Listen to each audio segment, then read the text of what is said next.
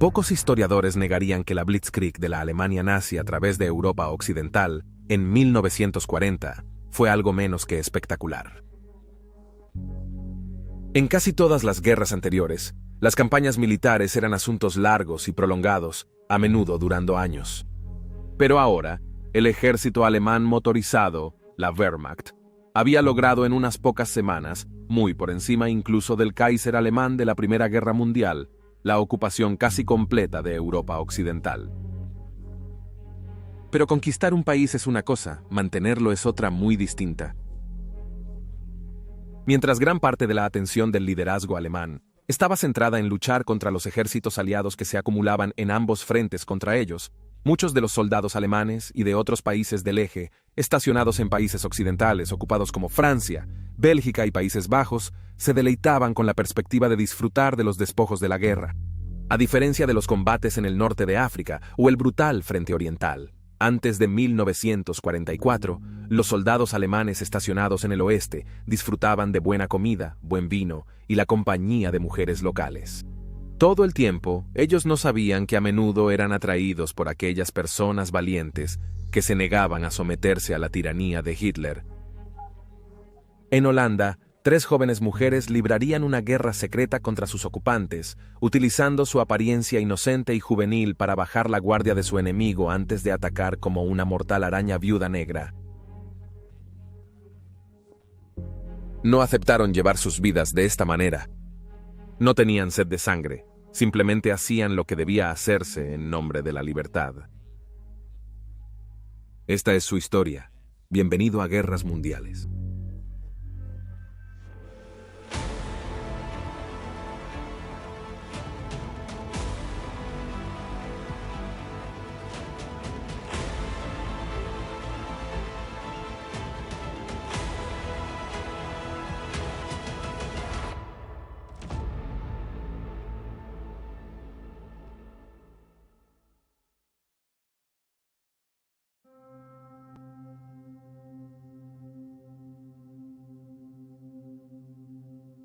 El 16 de septiembre de 1920, el profesor holandés Peter Schaft y su esposa, Aafje, dieron la bienvenida al mundo a su hija, Janeter Schaft.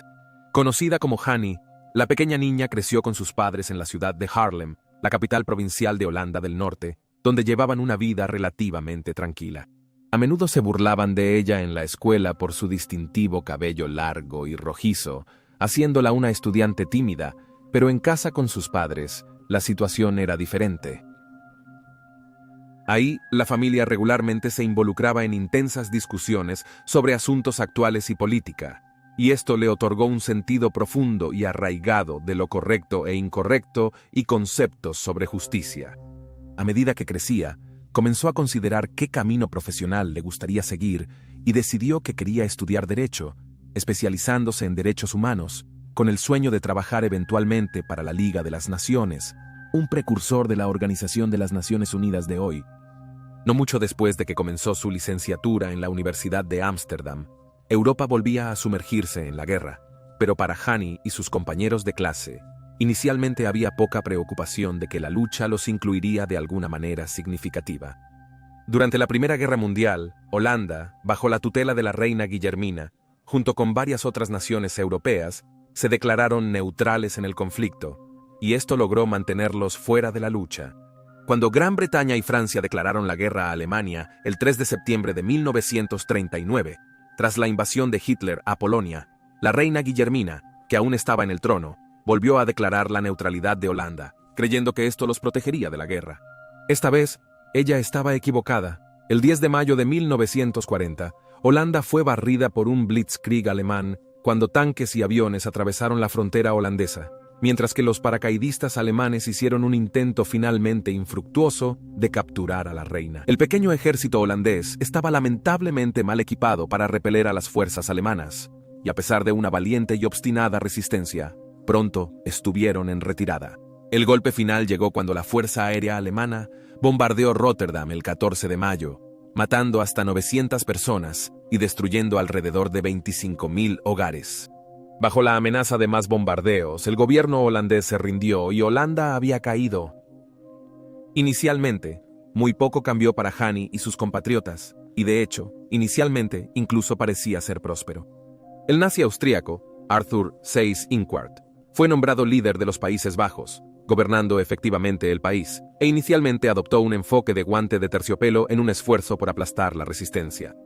En lugar de las brutales represiones, como en Polonia y Checoslovaquia, las empresas y compañías holandesas fueron empleadas en la fabricación de material de guerra para la campaña contra Reino Unido. De hecho, las empresas holandesas experimentaron un breve periodo de auge económico después del inicio de la ocupación, aunque en solo un año habría un fuerte declive, ya que Alemania exigía cada vez más recursos para su continuo esfuerzo de guerra.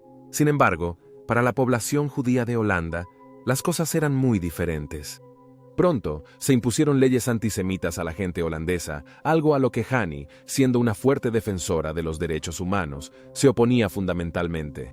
Esto llevó a Hani a su primer acto de resistencia contra los nazis. Todos los ciudadanos holandeses tenían que llevar documentos de identificación consigo, y los documentos de los ciudadanos judíos estaban marcados con una gran J para distinguirlos.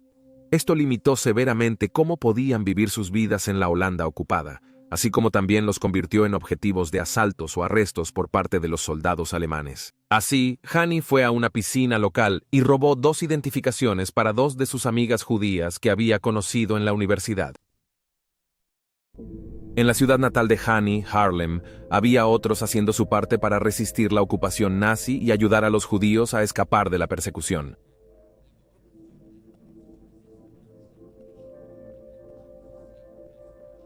Viviendo en una pequeña casa en la zona obrera de la ciudad, estaba Trentje van der Molen y sus 3 hijos. Trentje era todo menos una mujer ortodoxa para la época, siendo fuerte de voluntad y teniendo un fuerte sentido de justicia social y política. Habiendo divorciado a su esposo, una situación inusual para una mujer en la Holanda de 1930, crió a sus 2 hijas y un hijo con principios fuertemente socialistas, eventualmente convirtiéndose en parte de un creciente movimiento comunista en Holanda. Insistía especialmente en que sus 2 hijas, Freddy y Truus Overstegen, lucharan por los oprimidos y contra la injusticia, creyendo en el sueño comunista del sufragio universal. Con ese fin, también mantuvo a ella misma y a sus hijos muy conscientes de los eventos que sucedían alrededor del mundo, como el surgimiento del fascismo en Italia y Alemania y la Guerra Civil Española que se desarrolló entre 1936 y 1939. Con las chicas incluso enviando muñecas que habían hecho ellas mismas a los niños españoles, desplazados por la lucha. Al final de los años 1930, se intensificó su ayuda para que las personas escaparan de la persecución. Holanda, como muchos países europeos, pronto se encontró acogiendo a un número de refugiados de Alemania cuando Hitler comenzó a purgar el país de los así llamados indeseables. A pesar de su vivienda relativamente pequeña en Haarlem, sin embargo, comenzaron a acoger a compañeros comunistas de Alemania como parte de un esfuerzo conocido como Ayuda Roja. Más tarde, también comenzaron a acoger a los judíos que habían huido de los servicios de seguridad de Hitler, y sus gastos con esos refugiados les enseñaron lecciones valiosas sobre cómo mantener secretos de las autoridades o grupos que podrían querer hacerles daño por su bondad. Por supuesto, esta sería una habilidad valiosa más tarde cuando Hitler invadió. Troost Overstegen recordó más tarde que cuando las familias judías se quedaban con ellas, a menudo participaban en la práctica judía de encender velas todos los viernes y se sentían honradas de poder compartir en esta tradición. No pasó mucho tiempo antes de que las 2 chicas Overstegen, ambas aún adolescentes, con Troost teniendo 16 años y Freddy 14, se vieran envueltas en la resistencia a la ocupación nazi. El 30 de abril de 1941, en el tradicional feriado holandés, el Día de la Reina, iniciaron sus actividades de resistencia. Como recordó más tarde Freddy, repartieron un folleto con un lema en él, algo como «Los Países Bajos deben ser libres y larga vida a la reina». También pegaron advertencias en carteles alemanes en las calles que llamaban a los hombres a trabajar en Alemania, diciendo «No vayan a Alemania». Por cada hombre holandés que trabaja en Alemania, un hombre alemán irá al frente y luego nos apresuraremos en nuestras bicicletas. Las chicas también se unían frecuentemente a su madre para distribuir panfletos antinazi y boletines procomunistas como parte de un esfuerzo para fomentar una mayor resistencia entre sus compatriotas. Aunque este trabajo puede no parecer tan emocionante o heroico como los asesinatos y sabotajes por los que son conocidos los grupos de resistencia de Europa, el peligro involucrado era igual de alto. Ser atrapadas por las fuerzas de ocupación distribuyendo dicho material podría haber llevado a las chicas a ser entregadas a la Gestapo de la policía secreta alemana, donde habrían sido torturadas por información y luego asesinadas sin importar su edad. Muy pronto, la utilidad de las dos chicas para roles más activos en la oposición a los nazis fue reconocida por su líder local de resistencia, Frans van der Vel, jefe del Consejo de Resistencia, que tenía vínculos con el Partido Comunista holandés. Van der Vel se acercó a la madre de las chicas y pidió su permiso para permitir que las chicas fueran entrenadas en armas de fuego, explosivos y sabotaje. Cuando vio cuán desesperadamente las chicas querían involucrarse, estuvo de acuerdo diciendo que era una necesidad que sus chicas lucharan contra sus opresores fascistas. Su madre solo les hizo una demanda, que deberían hacer lo que la resistencia les pida, pero nunca perder su humanidad en el proceso.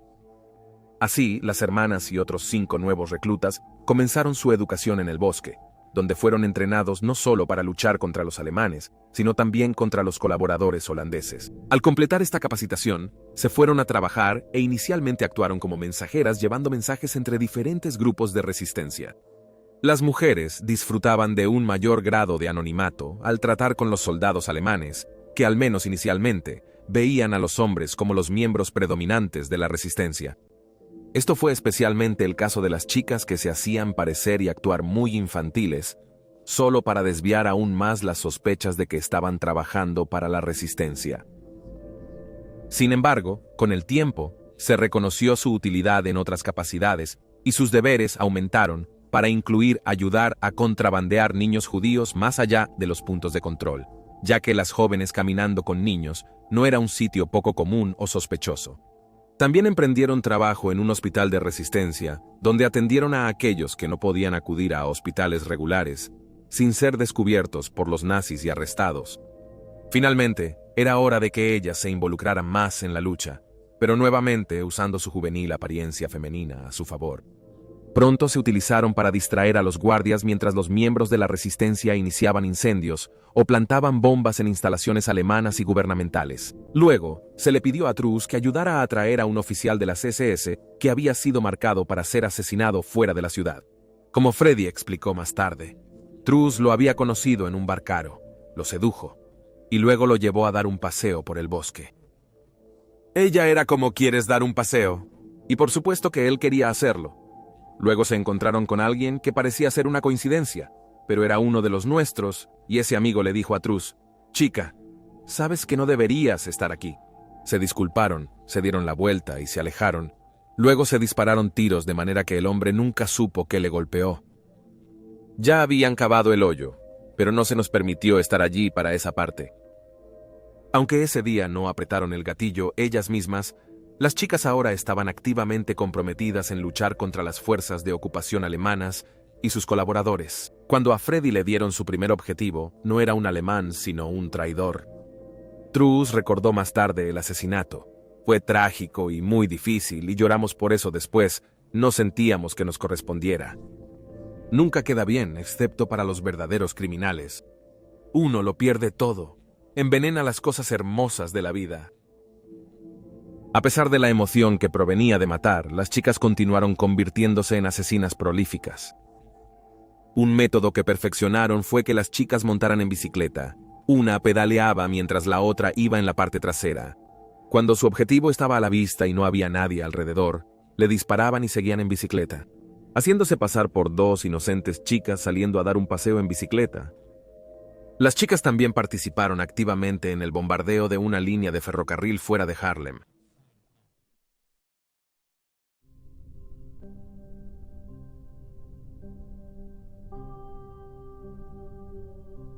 De vuelta en Ámsterdam, las cosas para Hanny bajo la ocupación nazi se estaban volviendo cada vez más insoportables.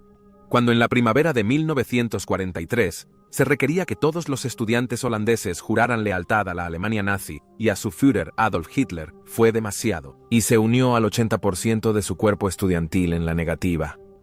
Por lo tanto, ella inmediatamente perdió su lugar en la universidad y así se dirigió a su casa en Harlem. Conociendo sus simpatías de izquierda y antinazis, no pasó mucho tiempo antes de que se le acercaran para unirse al grupo de resistencia. Hani estuvo de acuerdo en unirse, pero se desilusionó al darse cuenta de que pretendían usarla como mensajera y exigió que se le permitiera luchar. Los líderes de la resistencia, posiblemente alentados por el éxito de las hermanas Overstegen, decidieron darle una oportunidad para demostrar su valía como asesina, y se le dijo que se encontrara con un contacto que la guiaría hacia un hombre al que habían marcado para morir. A medida que se acercaba al objetivo, su contacto le entregó una pistola, y cuando se presentó la oportunidad, le dijo que disparara. Sin ninguna duda, Hani levantó el arma hacia el hombre y disparó, pero no ocurrió nada. Hani disparó frenéticamente una y otra vez, mientras el hombre comenzaba a caminar hacia ella, pero cada vez, todo lo que hacía el arma era producir un sonido de clic. Fue entonces cuando le revelaron que todo había sido una prueba y que su objetivo era de hecho un miembro de alto rango de la resistencia. Hani estaba furiosa por el engaño, pero su enojo disminuyó cuando le dijeron que había pasado la prueba y que la próxima vez el objetivo sería real y el arma estaría cargada. Así, Hani se unió a las hermanas Overstegen, llevando a cabo, entre otras tareas vitales, asesinatos o liquidaciones como ellas las llamaban. Aunque el objetivo final era, por supuesto, levantar la ocupación nazi de los Países Bajos, sus objetivos principales seguían siendo principalmente los ciudadanos holandeses que estaban colaborando activamente con los alemanes. Se centraron especialmente en los miembros de la NSB, el partido nazi holandés, del cual alrededor del 3% de la población masculina adulta en 1940 eran miembros. La Gestapo rutinariamente arrestaba a judíos, comunistas y otros indeseables para sus amos alemanes. Por lo tanto, limitar su capacidad para funcionar y cualquier apoyo de la comunidad en general era la máxima prioridad. No todas sus misiones fueron planeadas previamente. En una ocasión, Truus observó a un soldado de la Seguridad Social holandesa tomar a un bebé de una familia aterrada a la que estaba interrogando y estrellar su cabeza contra una pared. Horrorizada e indignada, sacó su pistola y disparó al soldado hasta matarlo. Sabía que esto no traería de vuelta al niño ni aliviaría el dolor de la familia, pero sentía que había algún tipo de justicia para ellos. Lamentablemente, el riesgo no se limitaba a ellas mismas. En represalia por muchas actividades de la resistencia, los alemanes frecuentemente redondeaban a las personas en las calles y los ejecutaban públicamente.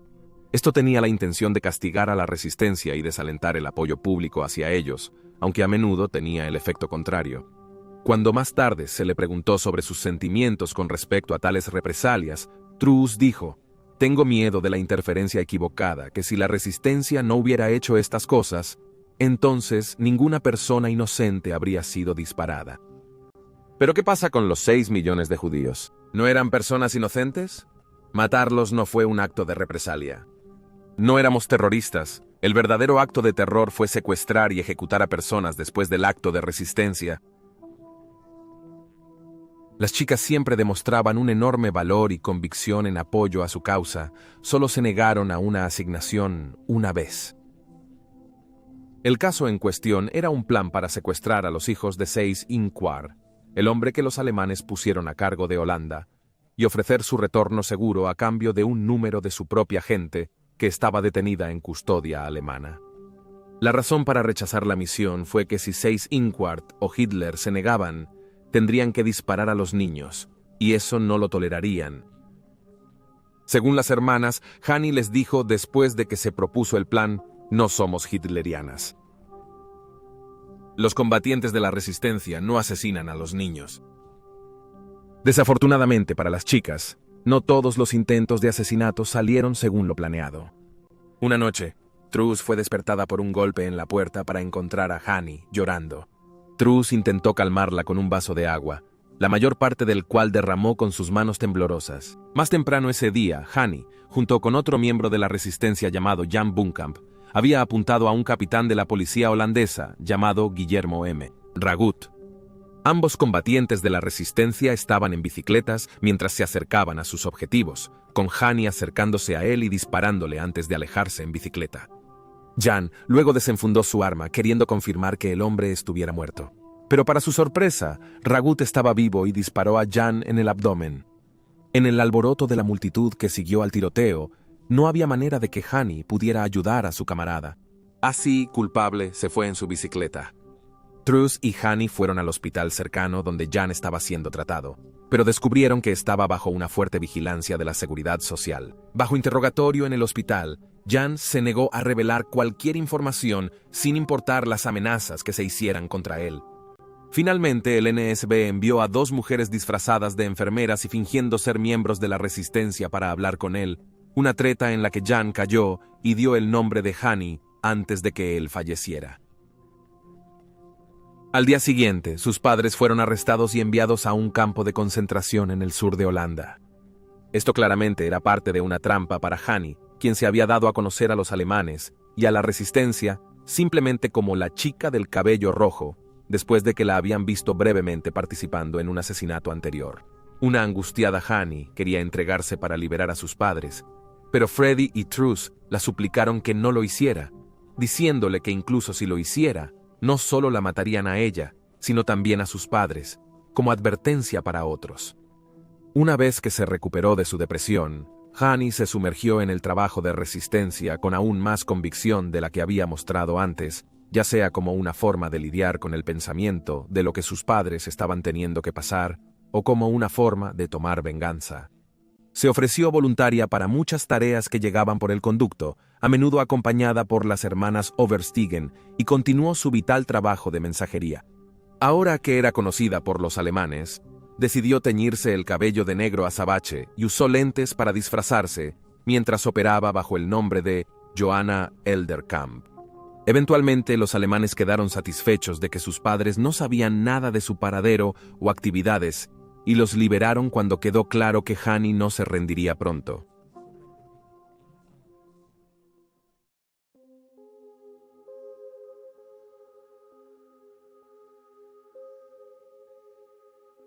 El martes, 5 de septiembre, 1944, comenzaron a circular noticias en Holanda, ocupada que la gente había estado esperando escuchar durante más de 4 años.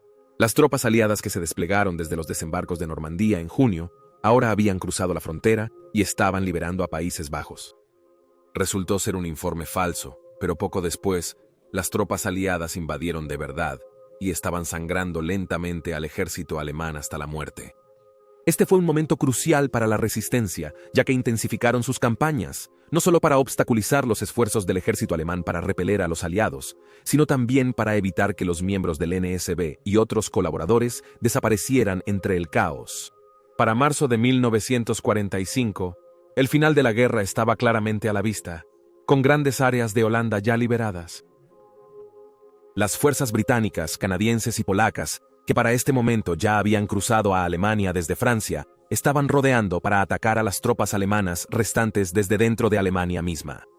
A pesar de esto, las chicas continuaron haciendo su vital trabajo de resistencia, decididas a hacerlo hasta el último minuto.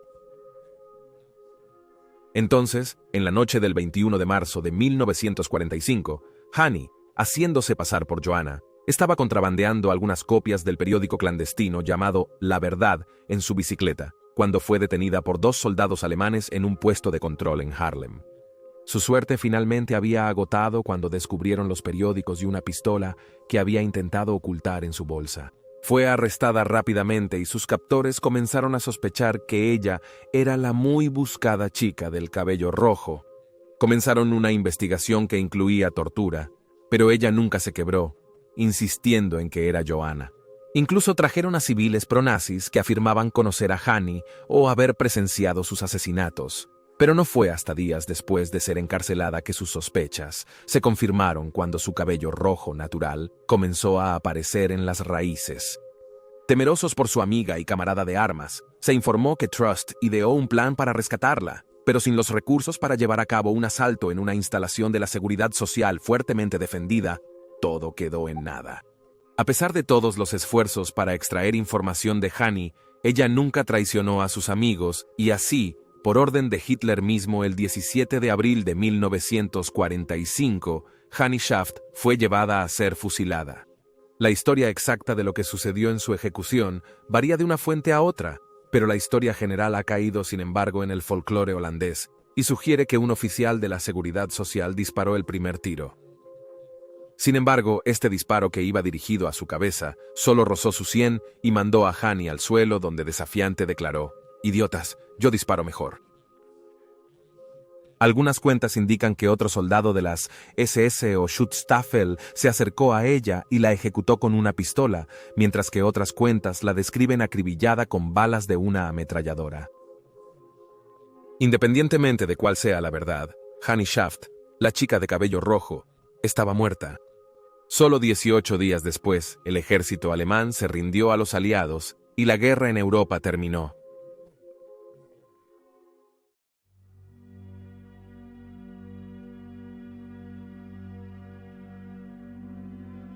Tras la guerra, la resistencia holandesa buscó en las dunas de arena los cuerpos de sus camaradas enterrados, encontrando más de 400, incluyendo a Hani, dejada en una tumba poco profunda.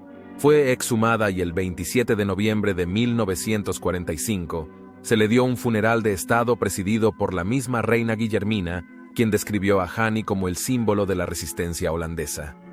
No obstante, a pesar de lo hecho por su libertad, los holandeses perderían pronto su admiración por ella tras la guerra.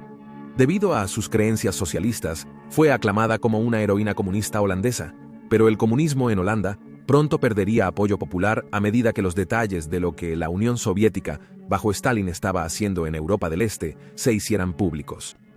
El comunismo en Holanda, por lo tanto, cayó en la misma categoría que el fascismo, como algo destructivo y temible, por lo que las conmemoraciones para Hani fueron, por un tiempo, prohibidas. Pero no pudieron detener a todos. Freddy y Truus Overstegen sobrevivieron a la guerra y nunca olvidaron a su valiente amiga. Días antes del funeral de Estado de Hani, la ahora joven de 22 años, Truus se casó con un hombre llamado Piet Menger, y cuando descubrieron que su primer hijo era una niña, la nombraron Hani en honor a su camarada caída. En las décadas que siguieron a la guerra, mantuvieron vivas sus historias y las de Hani al hablar regularmente en eventos destinados a promover la tolerancia y educar a las personas sobre la verdad de la guerra y el Holocausto.